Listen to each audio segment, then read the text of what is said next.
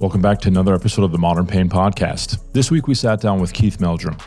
For those of you who have listened to the episodes in the past, Keith was one of the first episodes we created on the podcast. Since then, the production value and hopefully the quality of the podcast has improved. Keith has a lived experience of pain and is an active advocate for people living with pain. He has an amazing story that we can all learn from, and he's another example of how we need patient voices at conferences and in settings where we're trying to teach healthcare professionals how to manage patients who are dealing with complex pain issues. In this episode, we talked about his experience with healthcare and the interaction that made a massive impact in his trajectory. Here we go again. He's going to tell me it's not that bad and like whatever. In that moment, I had just all of these thoughts of here they're going to go. They're just going to throw me out again. So I looked at him, just resigned. I'm like, okay. And he just looked at me. His name is Dr. David Hunt. And he just looked at me with absolute clear compassion and empathy. And he just said, it's okay. We believe you. And I was stunned because up to that point, I had doctors say, yeah, I can stick a needle in you, but nobody ever actually said we think it's real. Keith spoke to his thoughts on how healthcare professionals trained in a healer and fix-it mentality struggle to validate the experiences of people in pain. I don't think most people who get into the healthcare profession get into it to be invalidated. We have a system of healthcare that's both the systemic healthcare system and then the education system that feeds people into healthcare, which is still too focused on a healer mentality. Keith discussed his recommendations to help healthcare professionals not burn out and suffer from compassion fatigue. In that setting, if that's the one time that, you, Mark, as a clinician, you actually hear somebody say, and that's a lot to hear, but if you don't hold it as like, I need to fix it, but if I can just say, I hear you, and that must be really hard, and I'm sorry it happened, that sometimes can be so important to people. They're like, it's the David Hunt for me. It's like somebody actually heard me. Like they actually heard what I said. I continuously am questioning when someone is ready to make a change in how they approach their pain and if they need to go through challenges and struggles with a fix-it-focused healthcare approach before they can commit to a live well with pain versus no living until pain is gone approach. We spoke about this and much more in this episode. These are episodes every healthcare professional and student should be listening to. We must never lose the perspective and the expertise of the person sitting in front of us as a patient. With that said, I would be grateful if you would share this episode with students and clinicians you know who are trying to figure out how to better help people understand and manage their pain. On to the episode. This is the Modern Pain Podcast with Mark Cardula. Welcome to the podcast, Keith. Great, Mark. Thanks. It's good to see you again. Thanks for having me. We were talking this, you were one of the initial guests of the podcast. And I'd like to say since our first recording, the production value probably has bumped up a little bit. Technology's done it. And I think that was, again, single digits. And I think we're at episode like 158 or 59, wow, somewhere in there with this. So it's come a long way. Congratulations. That's awesome. Yeah. Thank you for joining us for episode 2. And I've mentioned, as I've kind of watched you online, and I love to keep connected with patients because I think it's one thing that keeps us grounded as clinicians, is the folks that have kind of are walking the walk and dealing with persistent pain and hearing their perspectives. And things like that really keeps us kind of focused, because you and I think both agree that conferences often are woefully short on the patient perspective and really making sure that stays intact. Before we get into more of that discussions, if you could just introduce yourself for maybe folks who haven't listened to that wonderful first episode that we had together. We'll link it in the show notes so folks can go back and hear your perspective that time. But if you can introduce yourself, I'd appreciate it for the audience. Great. Yeah. Well, I appreciate it, Mark. And it's really great to be here again. And like I said, it's really cool to see how far things have come. And like you, have been watching you as you've grown Modern Pain in the podcast. And so it's really an honor to be here. So I said, my name is Keith Meldrum. I one of the many 40 plus million crazy Canadians. I live in British Columbia, in the southern part of the province, only about an hour and a half from the border with our friends to the south, the Okanagan Valley. So by day, I'm an engineer, technologist, vice president of a civil construction company, and that's what sort of keeps me busy throughout the day. But like one of many people in Canada, under the 8 million, I'm a person that lives with persistent pain, and that's from a really poor decision I made at 16 to get behind the wheel of a car after a little too much alcohol and not enough sleep, and I rolled my car down a bank and caused myself lots of abdominal trauma, which led to many, many surgeries, and then just since then a life with persistent pain. And after a number of years of not dealing with it well and going through a medical system in the late 80s and the 90s that we think it's challenging now for people that live with pain. Back then, it was pretty archaic. So after a lot of challenges and having some opportunities presented to me to be able to see pain differently in my life with it, that's what kicked off my advocacy. And in the last about 13 or 14 years, I've decided that my job is to stand on a soapbox and beat a drum wherever I can for whoever will listen. So here's a perfect opportunity to be on that soapbox. So I appreciate it. If I can provide any soapboxes for some patients, I'm happy to do so. Because folks can listen to our first episodes, which again we'll link in the show notes. But I want to just reflect back to kind of that big epiphany moment, I think, or that big kind of turning point for you in your kind of journey with it. Because you had, as you mentioned, really dealt with a healthcare system that was very poorly managing pain, if you could even say they were managing it well at all. Where there was just a lot of skepticism, folks challenging people's moral integrity. I know if our friend Joletta went through some of the similar stuff with her work compensation journey. Can you kind of talk a little bit about that encounter, kind of how you were going into it as far as, what had kind of built up to where you were, I think you had mentioned being kind of an angry, really frustrated, which a lot of folks who've gone through that type of journey would be, and how that kind of interaction and kind of encounter really maybe shifted your kind of approach going forward from that. Yeah, no, I appreciate that. But yeah, so from like 86 to 2004, where I kind of had that moment, it really was a struggle. And part of that, I mean, you're young, it was 16, so you're still a developing person. But I had this terrible car accident, and just about killed me. And that's a lot to deal with at that age. And knowing that, I did it to myself, and there's all this psychology that goes with it, but nobody ever dealt with any of the psychological side. It was all very mechanical. I had damage. They took things out, put things in. I had lots of surgeries, but I still had this pain. And early on, I was about 19, I had my family doctor tell me, and I mean, I'm getting old, I'm 54 now, but I remember I was 18 or 19, and I was in his office, and he just looked at me and he said, everything that can be fixed has been fixed, and this is all in your head. So this starts this path of like, what is like wrong with me, and how crazy must I be, and why am I making this up? And that didn't add to the challenges in my healthcare. Then interface with the healthcare system where you're like, geez, I got pain, and you're told, what do you want me to do about it? There's nothing I can do. It can't be that bad. You're just drug seeking. You have all these painful ER visits because when you're at this crisis moment, you got nothing left in your tank because you don't know how to deal with it. And all you know is I'm hurt, so I have to go to a doctor. So you go to an ER, which are just like terribly dismissive, dehumanizing experiences.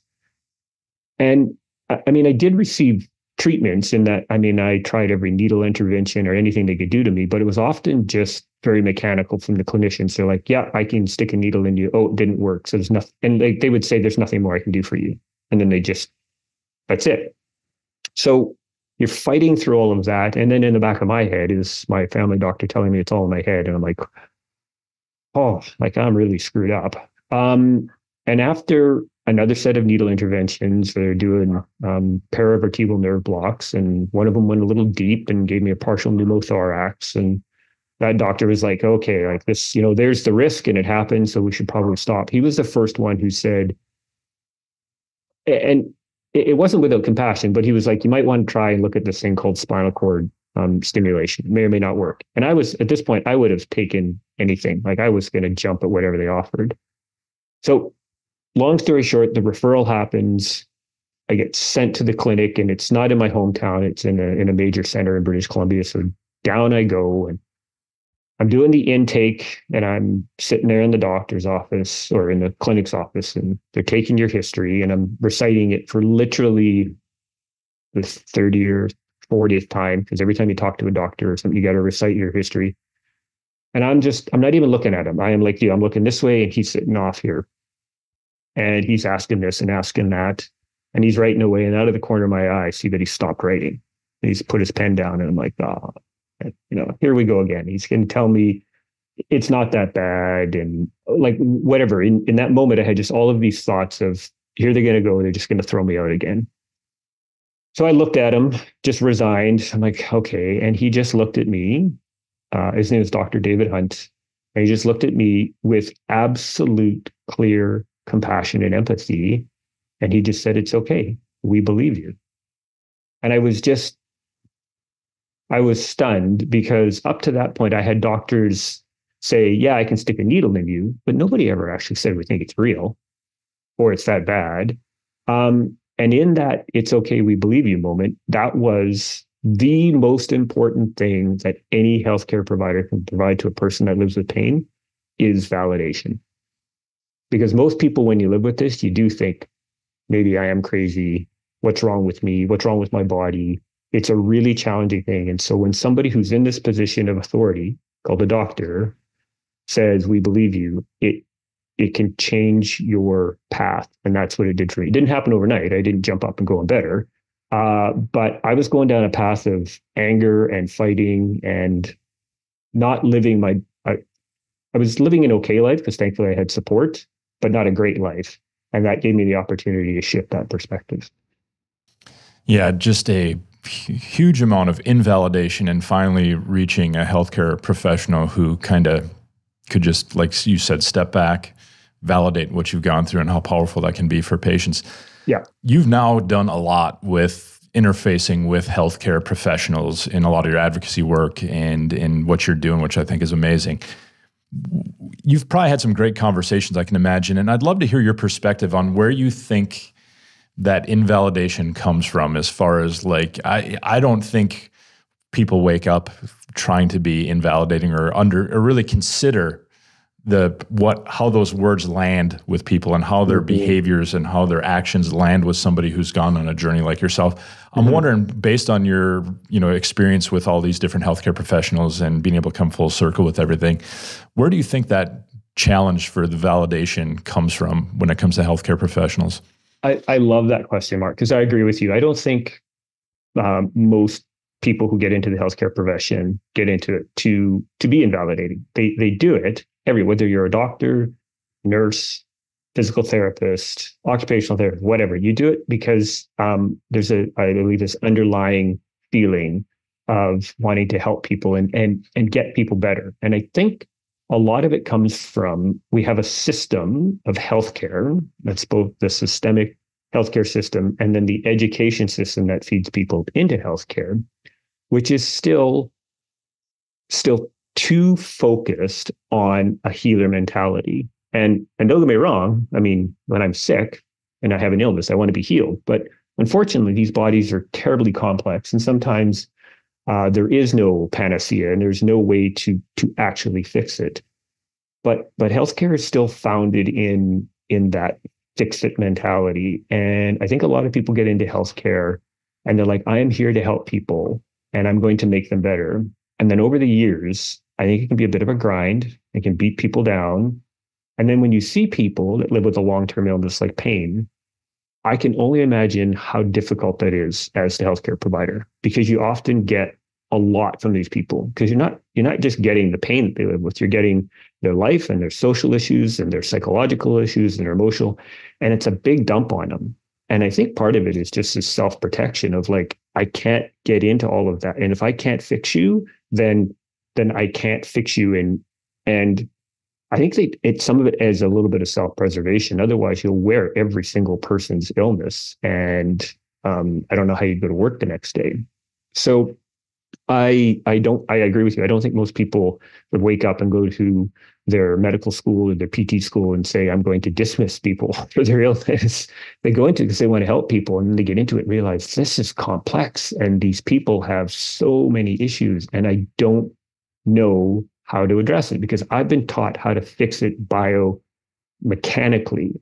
And while, biomechanically and all pain is biomedical, there's so much more to it. And if we allow those that are in these professions to better understand that and address those issues is equally, if not more sometimes than just the biomedical, I think that would be less frustrating and challenging for them.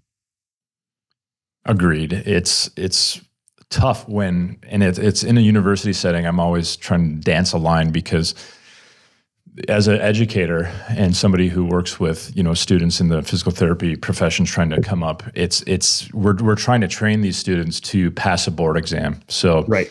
It's hard to quantify emotions and psychosocial components into a nice A, B, C, or D on a Scantron sheet, so I can put a rubber stamp on you as a clinician that you are safe to go out there and navigate the clinical world, which again, I think comes back to mentorship and connecting with clinicians early in your career that can help guide you because it's a tough thing. You mentioned a lot of this fix-it mentality and healer mentality.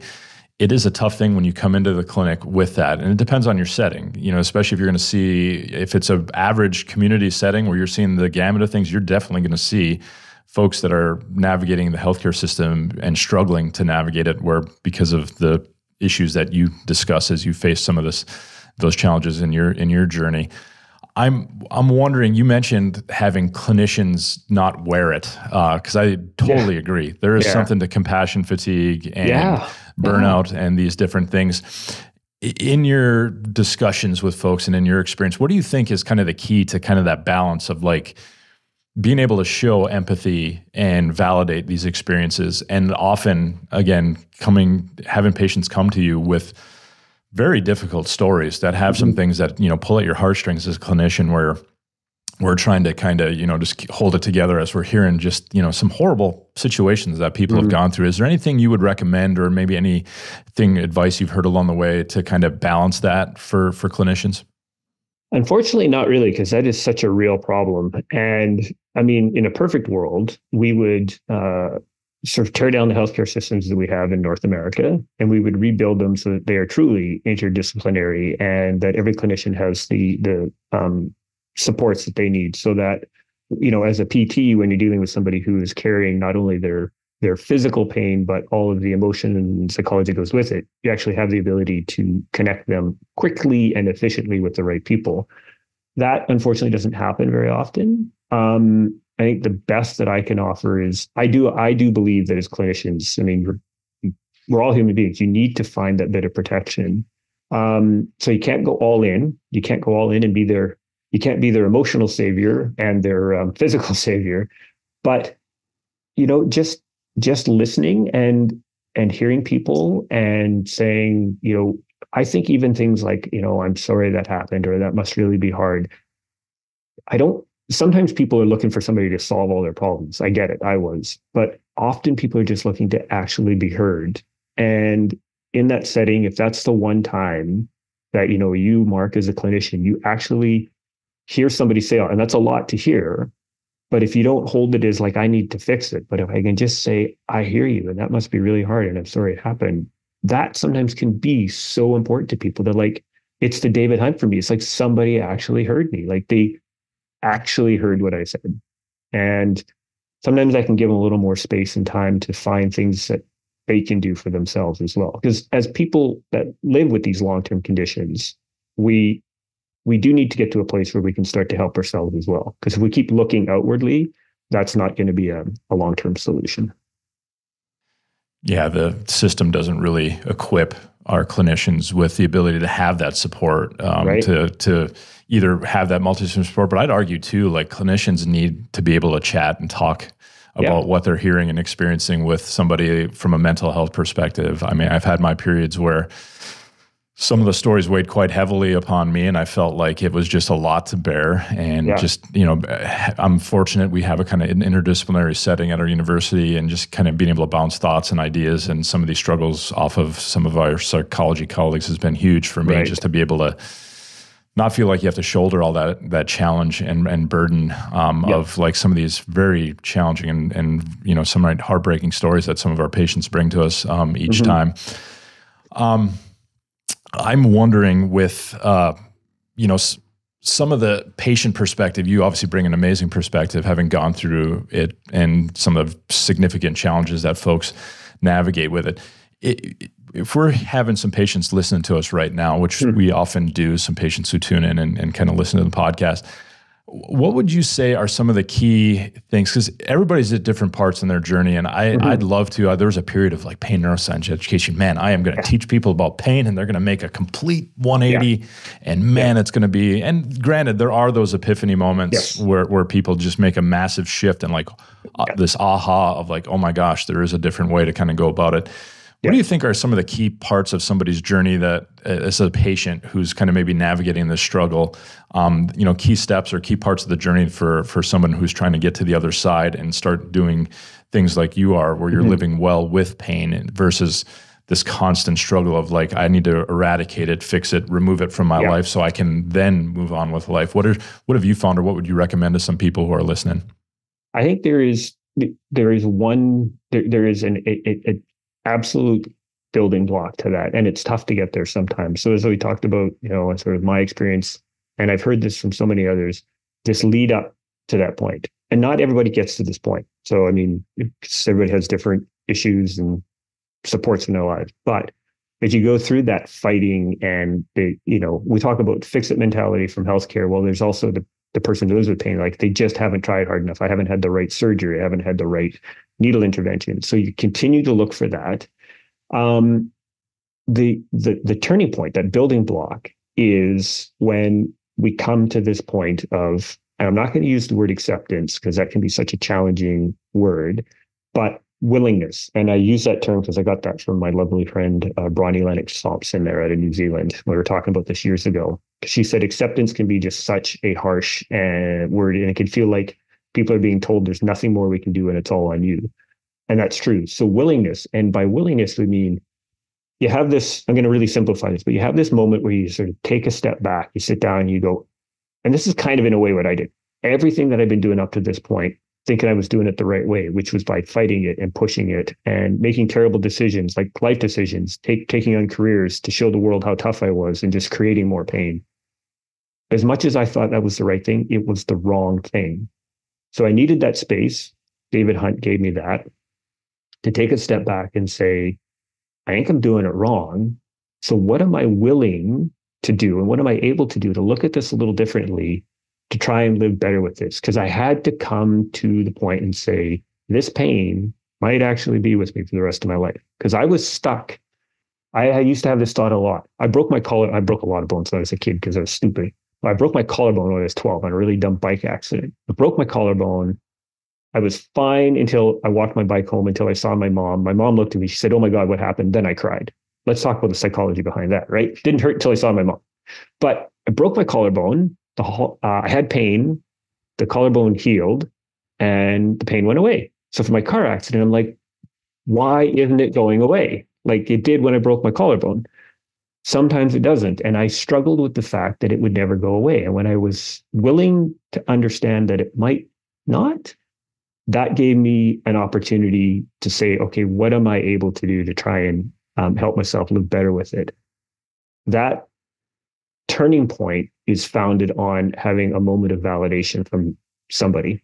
Can some people get there without that validation moment? I haven't met them yet. So the two kind of go hand in hand. So if somebody can validate somebody's pain, that can give them that opportunity to say, maybe there is something I can do to look at this differently and start to help myself. Because we do have a role to play in this. That's why I'm a big fan of the term supported self-management, because it's between healthcare and the person to come together and say, let's do the best we can to help you learn to live with this. You have had also some great experiences with Bronnie Lennox-Thompson. She's a mentor of mine as well. And that acceptance piece is key, like this willingness. And I like the way she's kind of rephrased the willingness, because I think acceptance gets unfortunately portrayed as like, you just got to suck it up and deal with it. This is you going forward versus, hey, are we willing to maybe have pain with us the rest of life, but yet still pursue things that give us meaning, that give us joy, that give us happiness, versus I can't do any of that stuff until somebody removes this pain from my life. Yeah. Do you think that there's a degree of a struggle that we all have to get through before we're ready to kind of face that? Because I do think culturally, and especially with our healthcare systems, we position it of like, what's your 0 to 10, 0 to 10, 0 to 10. We bombard you with that dang number where like your measure of success is where that dang 0 to 10 is at all times with people. Yet I think shelving that worry about that number is probably the key to moving forward for a lot of people.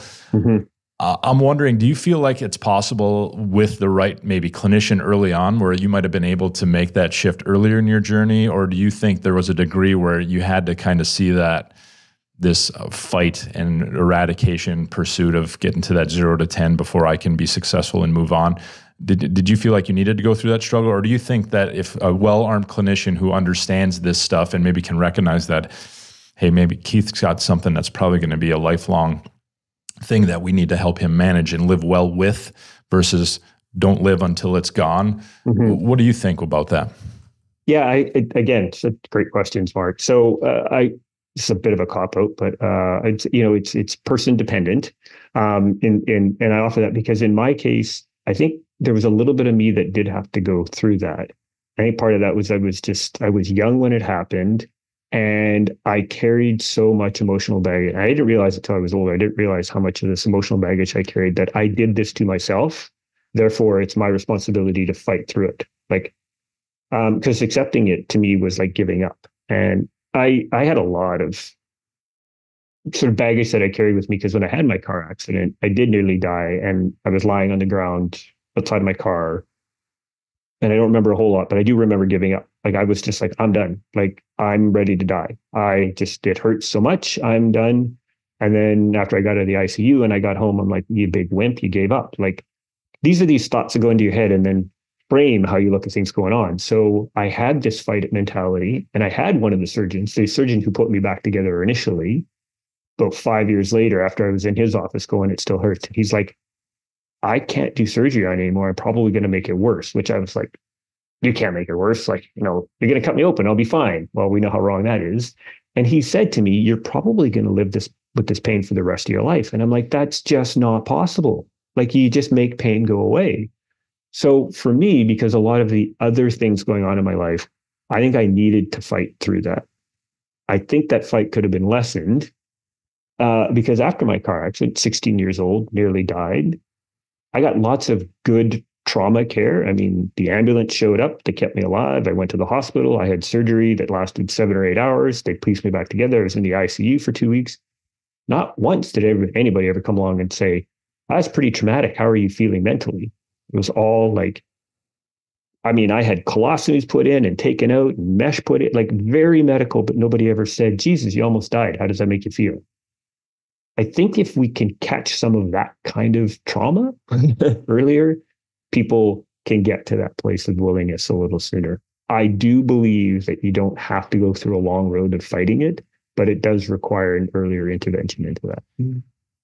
It seems healthcare is just so full of people that are ready to step next in line to be that person to join the battle with this patient. Yep. We're going to fight. We're going to get rid of it. And again, I think it's motivated, as we've mentioned, through good things. We want to help, and we want to help. But I think it's hard when we're not trained to recognize when it's time to live well with versus fight till we're living without it. And I think we got to do better as healthcare educators to help clinicians. And one of my mentors and folks that I really look up to, Jason Silvernail, really had pushed this, like, we have to put the pressure of take the pressure of this outcome off of us. Like, there's things in our patients' worlds that, despite our best efforts and investing as much of our energy as we can possibly into a situation, there's sometimes things that just influence and encounter that we can't control. And that if we put that pressure on us, that's going to be a very quick path to burnout. And I think I've mentioned on this podcast a few times where I've kind of nearly said, I just can't do this anymore. Partly probably due to some of the compassion fatigue, partly due to I just feel like I had no way to help do this fixing that I was, feeling that I had to just do something. I had to learn something more to be able to handle a Keith. There's something that I'm missing that if I found it, I would be able to fix Keith and feel like, one, I'm adequate as a clinician, because it kind of gives us this burnout and this feeling of like I'm an imposter in my profession because I got these people that are coming through my doors that just aren't responding. And I just see patients, day after day who are lining up with clinicians. I had a patient recently where she was on her 14th pain physician and asking me, did I know any more pain physicians? And it's tough. And we tried to have a very compassionate, empathetic discussion of like, man, you've tried that 14 times and how's it worked? Yeah. Has it got you closer to the life you want to live? Yeah. Do you feel like 15 is going to be the answer, or maybe would you be willing to try a different approach with it? And that, it was I'd love to say it was an epiphany moment. She has moved since to a little bit more recognition of that, but that's right. That's a tough journey for folks to make, especially when, healthcare keeps punting the football around to the next ologist and specialist to keep them on that pursuit. And I think it's lovely when we have pain docs like the gentleman that you encountered that really, understood that, hey, it's time to maybe look a little bit differently at it and validate what you've gone through and put you on a different path. What are your thoughts on, we've already talked a little bit about some of these mechanisms and protection for clinicians, but and I love what you talked about too with if we could interject and just understand a person's psychosocial existence around an acute injury, you nearly died. This had to be a heck of a lot traumatic for you. How you handling that? Do you feel like there's resources out there to help clinicians, or are there any resources you're aware of with some of the amazing advocacy work you do to help clinicians kind of better be able to integrate these type of thought processes earlier in their career? What have you seen out there that's been something that you feel like, hey, that's something I think if clinicians could engage in might help them get into this ability to help somebody on their journey versus help them in their battle that unfortunately may not be won if it's just about getting rid of pain. What have you seen? Unfortunately, I see a huge gap there, and I can only speak from the Canadian medical system. And I don't live in the clinician side, so I don't know what sort of supports and resources they have. But from the outside looking in, I constantly see the same thing over and over again. There's that big gap. Clinicians are still going through the similar types of training and education in their system.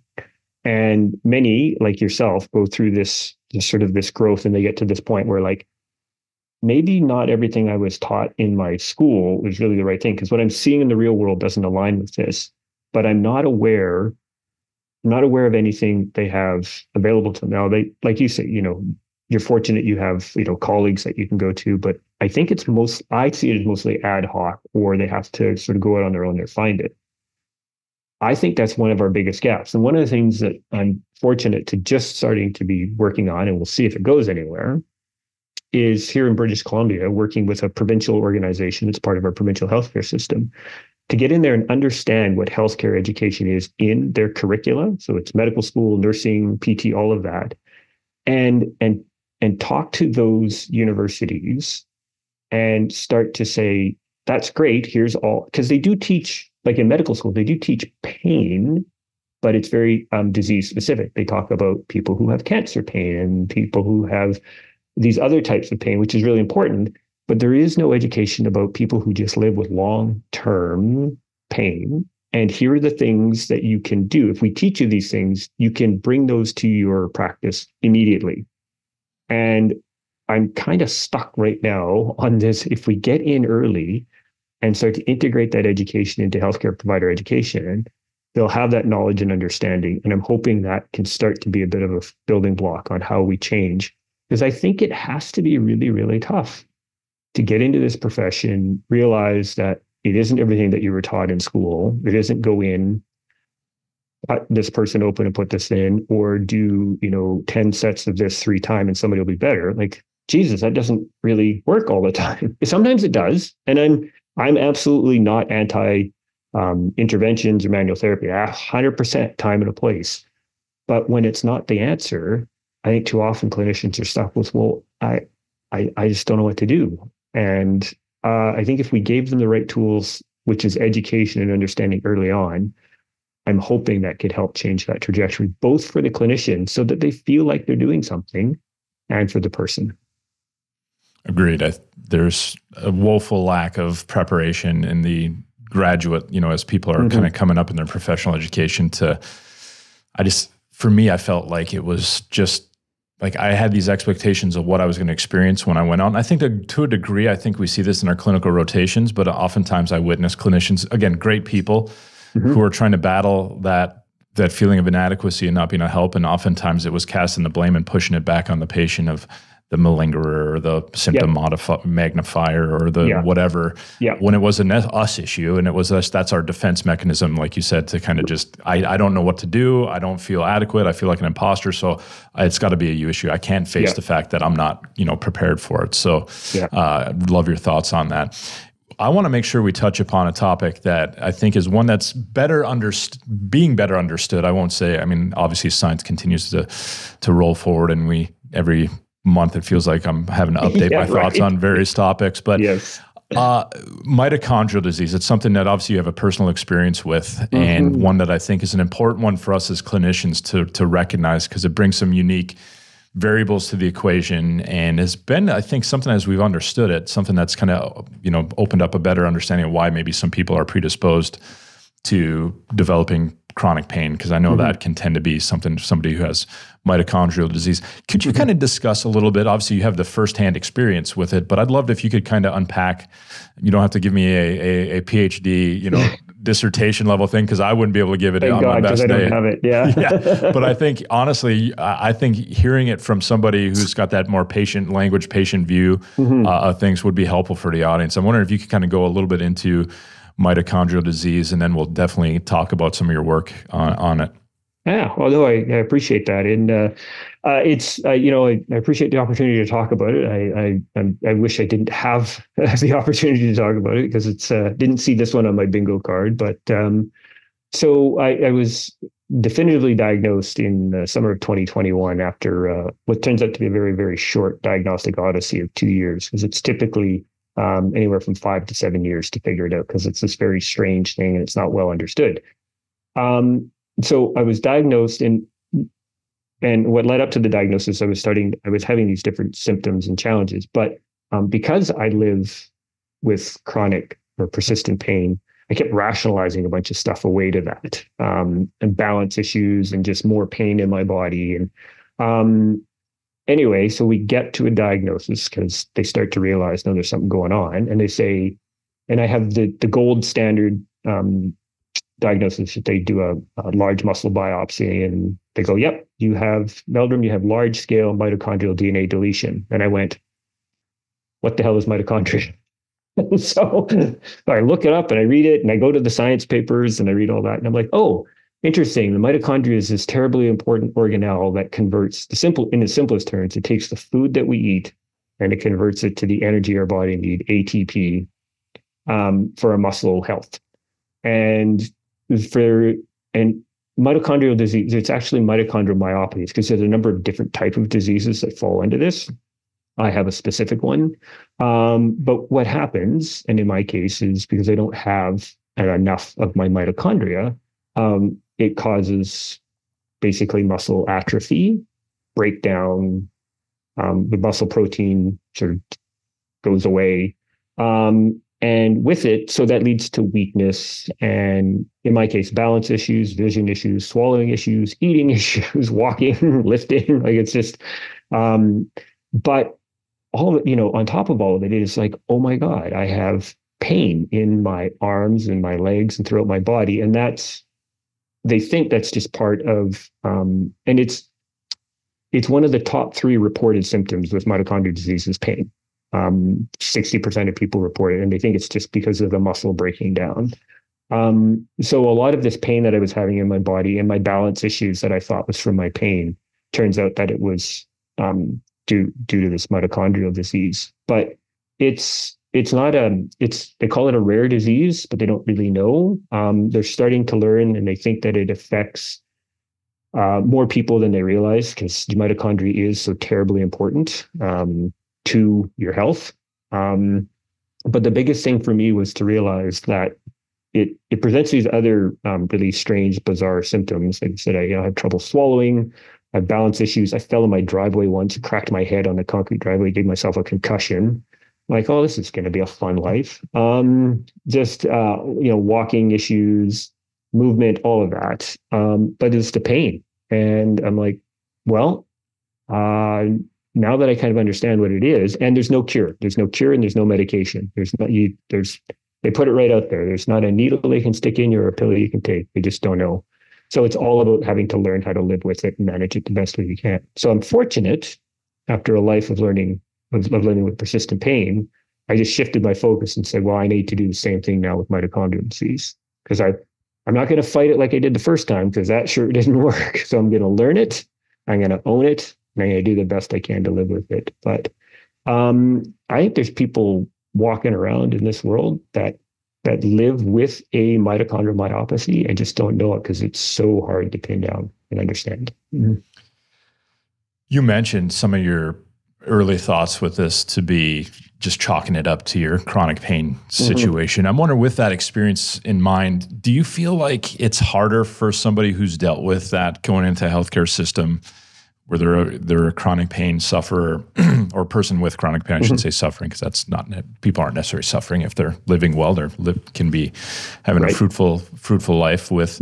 But with that said, do you feel like it's a challenge sometimes for folks who are dealing with a persistent pain condition to get a diagnostic, kind of consultation with a healthcare system without them immediately wanting to pin it towards, well, this is just your persistent pain. This is just your chronic pain issue. Did you get any sense of that? It seemed like you got a sense of it with yourself, is like that was just the understandable thing. Well, I deal with this. This must just be part of the gig of my persistent pain thing. Do you feel like there's any of that that you experienced, or maybe that you see out there with healthcare?